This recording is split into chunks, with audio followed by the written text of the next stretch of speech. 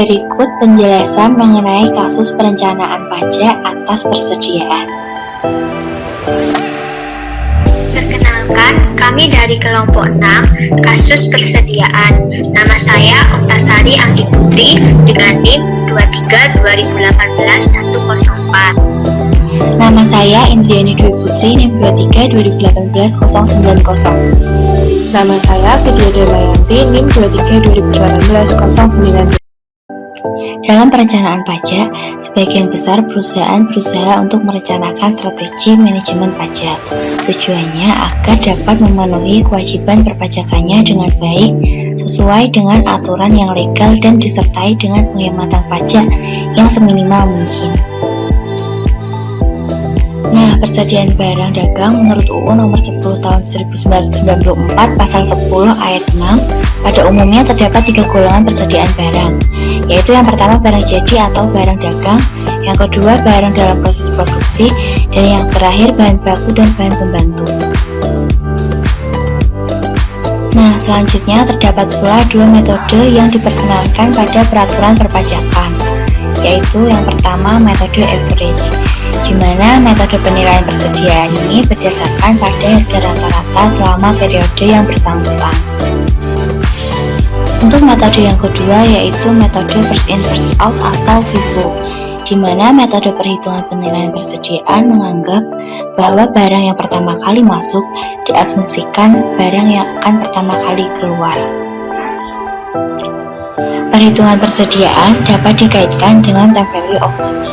Nah, time value of money merupakan konsep yang menyatakan bahwa nilai mata uang yang sekarang akan lebih baik dibandingkan dengan nilai mata uang untuk masa yang akan datang. Atau dengan kata lain, sebuah konsep yang didasarkan pada perbedaan nilai uang dikarenakan perbedaan waktu. Nah, metode yang digunakan adalah present value atau nilai sekarang dan future value atau nilai yang akan datang. Saya adalah pemilik dari PT Marimar yang bergerak di bidang retail kebutuhan rumah tangga yang sudah berdiri sejak tahun 2017. Selama tahun 2018, PT Marimar memiliki omset lebih dari 4,8 miliar, sehingga menggunakan perhitungan pajak sesuai dengan ketentuan pajak penghasilan.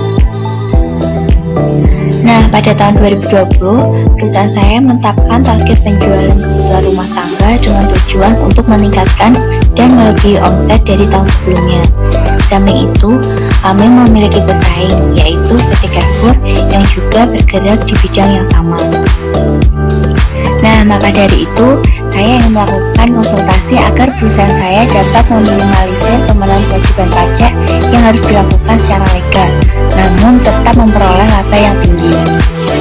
Nah, berikut ini merupakan saldo persediaan di tangan pada tahun 2018 dengan asumsi di tahun 2019 dan tahun 2020 tidak melakukan pembelian persediaan dikarenakan persediaan yang di gudang masih tersisa dan di tahun 2020 persediaan tersebut akan dihabiskan. Selanjutnya, pola penjualan yang diterapkan oleh PT Marimar pada tahun 2018 hingga tahun 2020 sebagai berikut. Pada tahun 2018, menjual sebanyak 1.250 unit, pada tahun 2019 2.000 unit, dan tahun 2020 1.750 unit.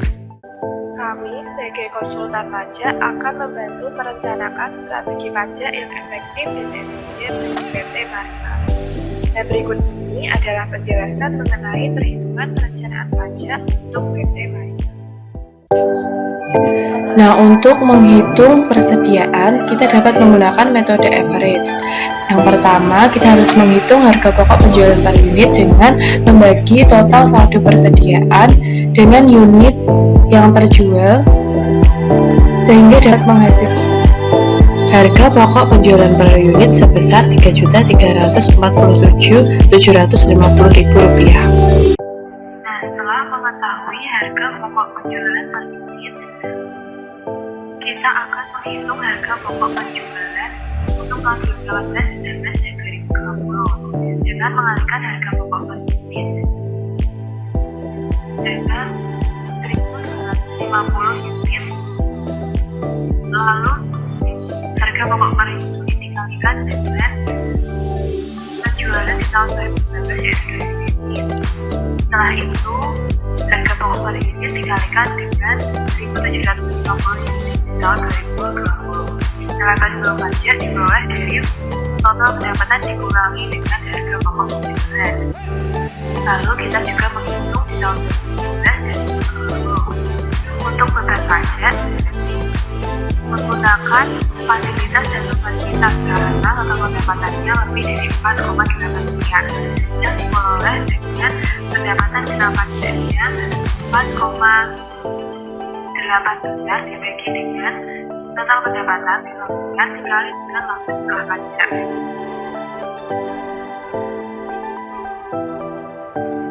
Setelah itu kita juga menghitung di tahun 2019 dan tahun 2020. Lalu kita kalikan dengan tarif yaitu 50% dikali dengan 25% dikali dengan penghasilan kena pajaknya.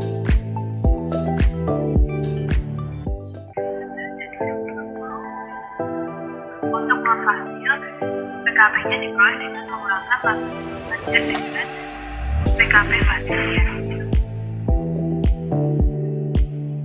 Lalu kita kalikan dengan tarifnya 25% dikali dengan PKP non fasil. Lalu kita hitung untuk 2019 dan 2020. Dan total beban pajaknya diperoleh dari pajak fasil ditambah dengan non fasil. Kita hitung juga untuk 2019 dan 2020. Laba setelah pajak diperoleh dari laba sebelum pajak dikurangi dengan total beban pajak. Kita hitung juga untuk 2019 dan 2020.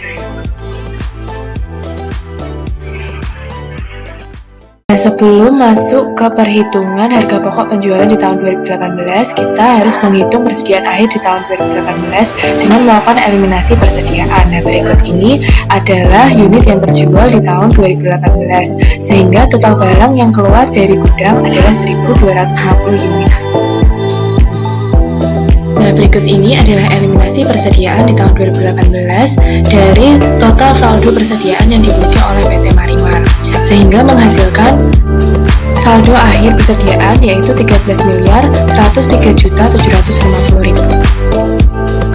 Perhitungan harga pokok penjualan untuk tahun 2018 dapat dilakukan dengan menambahkan persediaan awal dengan pembelian, sehingga menghasilkan barang yang tersedia untuk dijual sebesar 16.736.750.000. Lalu dikurangkan dengan persediaan akhir, sehingga menghasilkan harga pokok penjualan sebesar 3.633.000.000. Untuk menghitung harga pokok persediaan pada tahun 2019, sebelumnya kita harus menghitung persediaan akhir pada tahun 2019. Nah, berikut ini adalah rekap persediaan keluar pada tahun 2019, sehingga total barang yang keluar dari gudang adalah 2.000 unit. Nah, selanjutnya kita akan mengeliminasi persediaan yang terjual di tahun 2019, sehingga akan menghasilkan saldo persediaan akhir di tahun 2019 sebesar 6.270.000.000. Untuk perhitungan harga pokok penjualan di tahun 2019 dilakukan dengan menambahkan persediaan awal dengan pembelian. Namun, di tahun 2019 diasumsikan tidak terdapat pembelian, sehingga barang yang tersedia untuk dijual adalah 13.103.750.000. Lalu kita kurangkan dengan persediaan akhir, sehingga menghasilkan harga pokok penjualan sebesar 6.833.750.000. Mencari jumlah persediaan akhir PT Marimar di tahun 2020, di mana total barang yang keluar adalah 1.750 unit dengan rekaman sebagai berikut. Selanjutnya dapat dilihat bahwa persediaan akhir di tahun 2020 adalah 0 karena PT Marimar menjual habis seluruh barang dagangannya.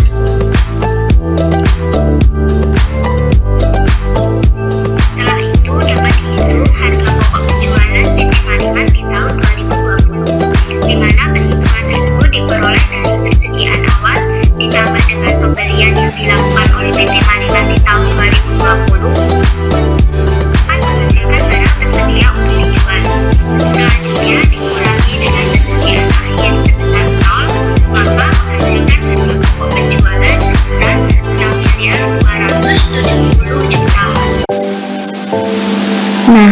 Berikut adalah perhitungan beban pajak PT Marimar jika PT Marimar menggunakan perhitungan persediaan dengan metode FIFO, di mana total pendapatan PT Marimar diperoleh dari hasil penjualan yang dilakukan PT Marimar pada tahun 2008 jika PT Marimar menggunakan perhitungan persediaan dengan metode FIFO, di mana total pendapatan PT Marimar diperoleh dari hasil penjualan yang dilakukan PT Marimar pada tahun 2018, 2019, dan 2020, dan harga pokok penjualan didapat dari perhitungan yang sudah dijelaskan sebelumnya. Setelah itu dapat dihitung laba sebelum pajak, di mana untuk menghitung laba sebelum pajak dengan cara total pendapatan dikurangi dengan harga pokok penjualan. Begitu juga perhitungan untuk tahun-tahun selanjutnya. Dikarenakan total pendapatan PT Marimar mencapai lebih dari 4,8 miliar, maka dikenakan tarif pajak fasilitas dan non-fasilitas. Di mana untuk mencari beban pajak fasilitas, pertama-tama harus diketahui PKP kena fasilitas, di mana PKP fasilitas dapat PKP kena fasilitas. Begitu juga untuk perhitungan beban pajak fasilitas di tahun-tahun selanjutnya, dan dikali PKP kena fasilitas. Begitu juga untuk perhitungan beban pajak fasilitas di tahun-tahun selanjutnya.